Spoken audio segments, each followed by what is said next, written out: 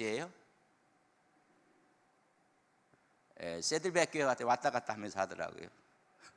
뭐 이렇게 하는 거, 이건 목사 이전의 스타예요. 근데 한국 교회도 지금 이런 스타일로 가고 있어요. 근데 저는 좋아하지 않아요. 예배는 예배다워야 돼요. 이제 그런 모습인데, 이런 부활절 꽃이 뭔지 아세요? 알면서 얘기 안 하시는 거지. 백합 기억나요? 릴리, 백합이에요. 왜 백합이 부활절 꽃인가? 그러니까 이스터 플라워라고 이야기를 해요. 백합을 보면 색깔이 무슨 색깔이에요? 흰색, 하얀색이에요. 어떻게 생겼어요? 나팔 모양처럼 생겼어요. 그래서 흰색은 죄 없으신 그리스도신, 거룩성에 대한 이야기고, 나팔 모양처럼 생겼거든요. 그것은 승리의 나팔을 선포하는 소리예요. 그러니까 부활의 꽃이에요. 그래서 뭐 보조되는 부활의 꽃이 많이 있지만은, 우리가 부활의 꽃 하면 여러분 백합을 이야기를 해요. 근데 백합의 특징이 있어요. 백합이 향이 강합니다. 근데 자르면 더 강하게 나요. 상처를 받으면 더 강해요. 그래서 아마 우리가 부활주일날 랠리를 쭉 갖다 놓는다고 하면요, 다 꺾은 거거든요.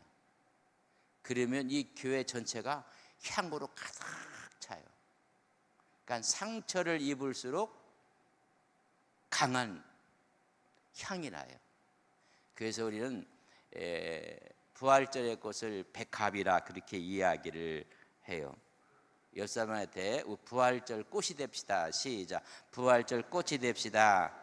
누가 나를 상처를 입으면 그리스도 향기가 더 나는 거예요. 옆 사람 한번 이렇게 보면서, 이분한테 상처를 입히면 향이 더 날까? 향이 나는 거. 고난이 오고 아픔이 오고 여러분 일대 그리스도의 진한 향기가 나는 게 이런 부활절 꽃 백합이에요. 그래서 인생 살면서 아픔과 고통이 더 많거든요. 그럴 때마다 그리스도의 향기를 바라시는 우리 믿음의 귀한 종들이 되시기를 주님의 이름으로 간절히 축복합니다. 더 많은 향이 나는 거예요. 우리 기독교에 두 가지의 기둥이 있어요. 그 첫 번째가 뭐냐면 여러분 십자가예요. 십자가. 보여지는지 모르겠네. 십자가. 뭐 봐도 이게 오늘은 좀 어설퍼요. 십자가 그림 한번 보여줄 수 있어요? 보여지나요? 뭐 오늘 뭐 다 이렇게 됐으니까 절을 보세요. 절. 십자가가 있고 또 하나의 기둥은 뭘까요? 무덤을 열고 이제 나왔다. 뭐 십자가처럼 보여져요 지금? 이렇게 각도에 따라서 지금 뭐 다 이렇게 돼서 된데 이런 십자가예요. 두 번째 그림은 뭐냐? 무덤을 열고 나오시는 주님의 부활. 이 기독교의 진정성은 이 두 가지에 달려 있어요. 십자가는 사랑이며 용서예요. 그리고 부활은 소망이며 우리에게 승리를 이야기하는 거예요. 제가 우리 김사환 장로님한테 한번 여쭤볼게요. 수학 선생님이거든요. 너무 잘 가르쳤다는 정평과 함께 있는 우리 수학 선생님. 학교에서 수학 100점 애들 보면 90점 이상 최고의 점수를 맞아요, 애가. 근데 시험을 봤는데 빵점을 맞을 확률이 있을까요, 없을까요? 똑같은 커리큘럼 내에서 늘 선두를 하여튼 1등이야. 탑이야. 근데 중간고사를 봤어요, 학교에서.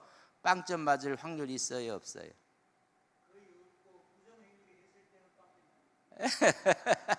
선생님 아니랄까봐.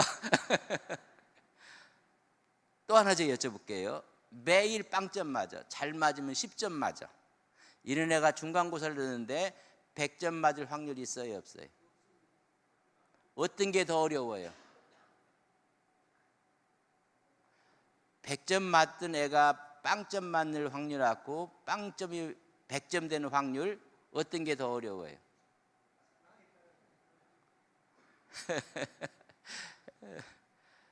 여러분, 항상 탑에 있던 애가 꽂지 한다는 것은 의도적으로 가능해요.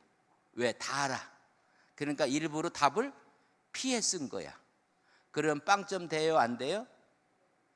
여러분, 희박하지만은 그렇게 추론할 수가 있어. 매일 탑이야. 근데 의도적으로 틀린 답만 쓰는 거야. 그럼 몇 점 맞을 수 있어요? 제가 중고등학교 점수 안 물어볼 테니까 얘기하세요. 가능해요, 안 가능해요? 이렇게 차려놓으면요, 대답도 하고 이렇게 해야 돼요.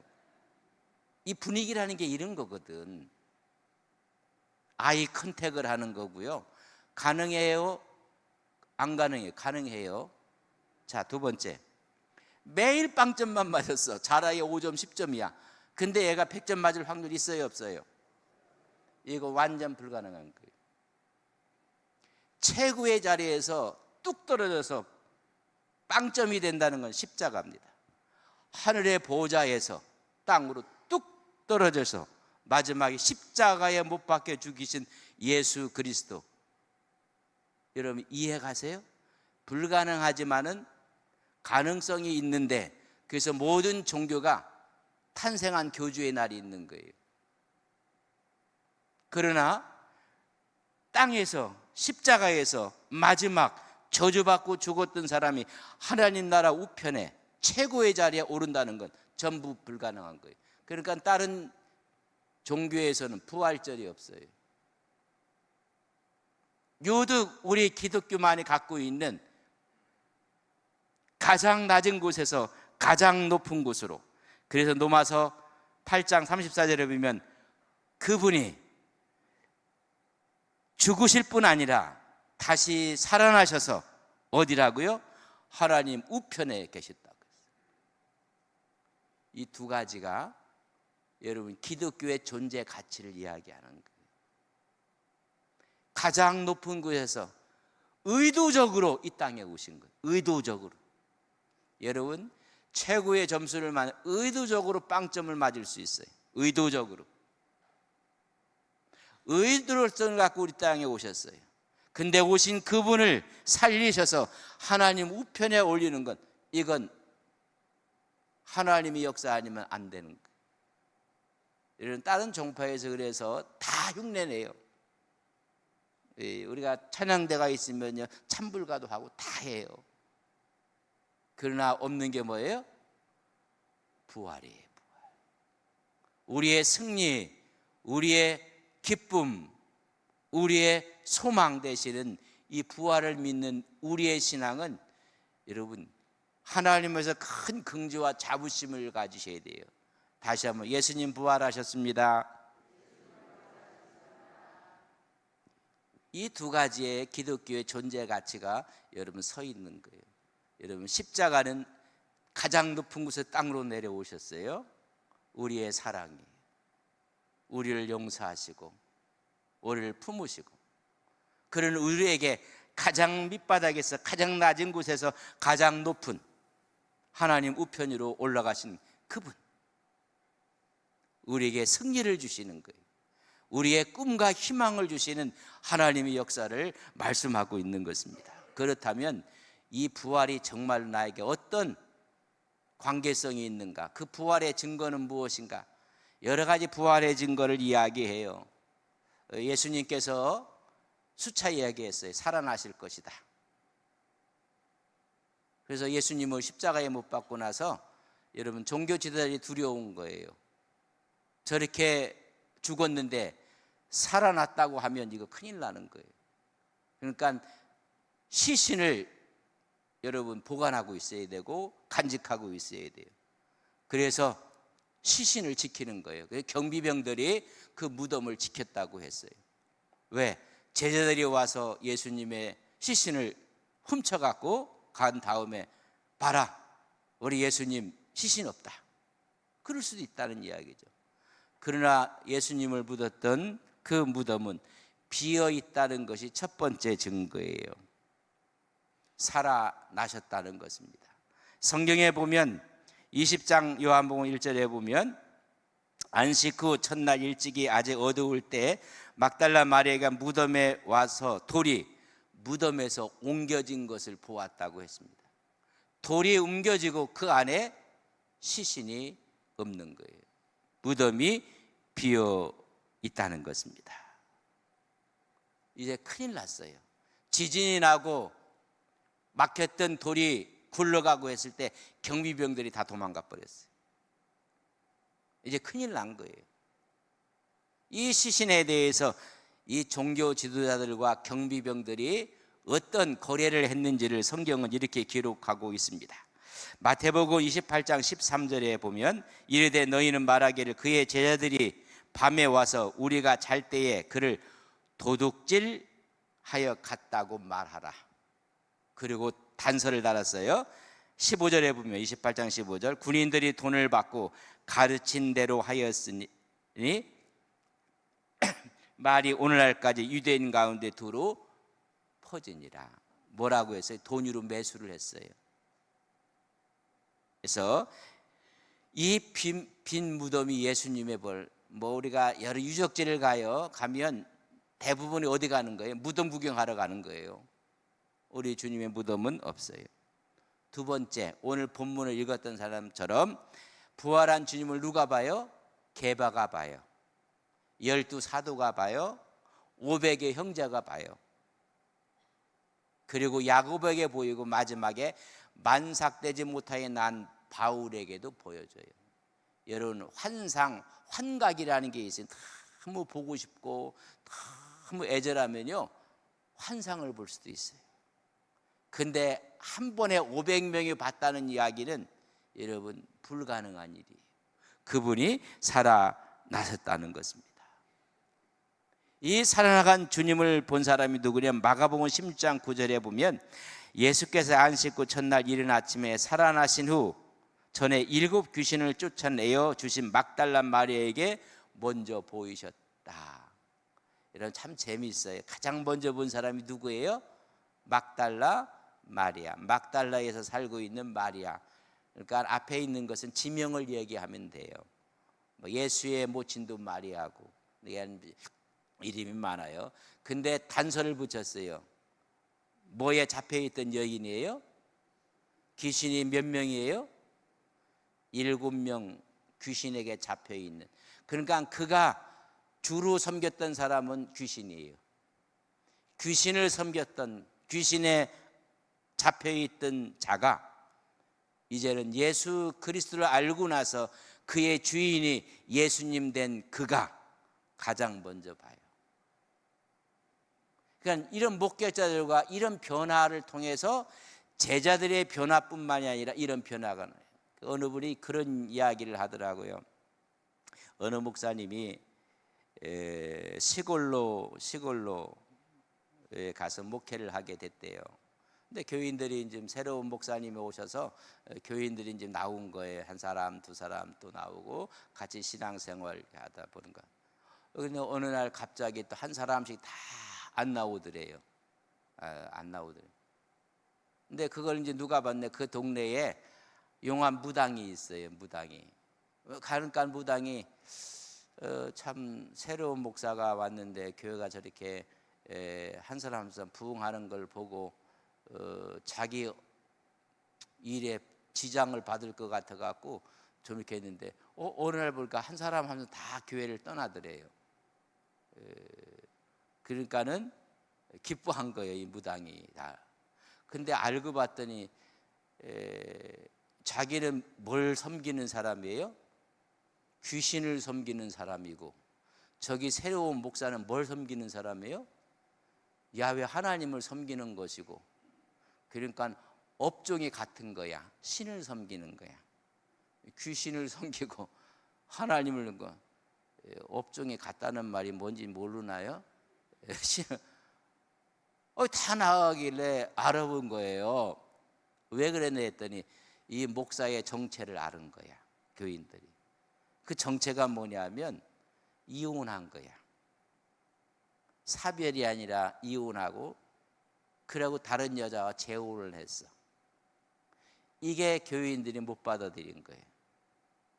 참 이게 지금 근데 사별도 안 하고 이혼을 하고 이혼한 후에 새로운 여자를 만나서 재혼을 하고 이것이 이제 받아들이고 한 사람 다 간 거예요. 그러니까 뭐라고 했어요? 무당도 신을 섬기는 사람이고 저 목사도 신을 섬기는 같은 업종에 있는 사람인데 저렇게 다 나가면 저 교회 어떻게 할까? 그래서 같은 업종의 마음을 갖고 무당의 교회를 나가 준 거야.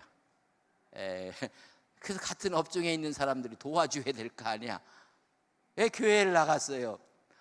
나가서 이 사람이 변화된 거야. 그리고 그 마음속에 있던 우상들을, 세상 잡신들을 다 물어내고 예수신을 믿게 된 거예요. 그러면서 이분이 한 사람 한 사람 전도를 한 거예요.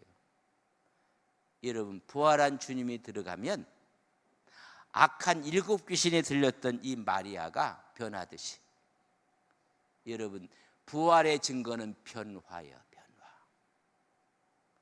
그렇게 겁을 먹었던 베드로가 당당하게 예수님의 말씀을 증거하고 죽음을 두려워하지 않고 예수님 모른다고 거부하며 저주했던 그가 변한 거예요. 놀라운 역사가 나타난 거예요. 그래서 베드로가 증거할 때 사도행전에 보면 이런 이야기를 해요. 사도행전 4장 18절에 보면 그들이 불러 경고하여 도무지 예수의 이름으로 말하지도 말고 가르치도 말라 협박하고 그래요. 예수님의 부활을 이야기한다면 가만히 두지 않겠다고 해요.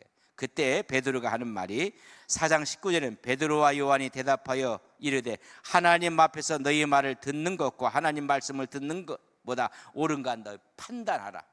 그리고 마지막 얘기합니다. 4장 20절은 마지막 좀 보일 거예요. 같이 한번 읽겠습니다. 시작. 우리는 보고 들은 것을 이제 아니할 수, 이런 변화예요. 부활의 증거는 여러분 사도들과 성도들의 변화예요. 오늘 이 시대의 부활의 증거는 여러분들의 변화예요. 만약 우리의 변화가 없다면 부활은 의미를 잃어버리는 거예요. 나는 예수 믿고 하나도 안 변했다는 손 한번 들어보세요. 나는 예수 믿고 하나도 안 변했다. 그 사람이 기적이에요. 가치관도 삶의 스타일도 관계성도 이러면 다 변하는 거예요. 또 다른 증거가 있다면 그들은 안식일을 지켰어요. 근데 주님이 부활한 첫날 새벽 그 주일을 지켜요. 그래서 안식일에서 우리는 뭘 지켜요? 주일을 지켜요. 이게 부활의 또 다른 증거예요. 가장 강력한 증거는 여러분 우리란 말이에요. 우리. 만약 부활이 없다면 여러분 여기 앉아 있을 이유가 없어요.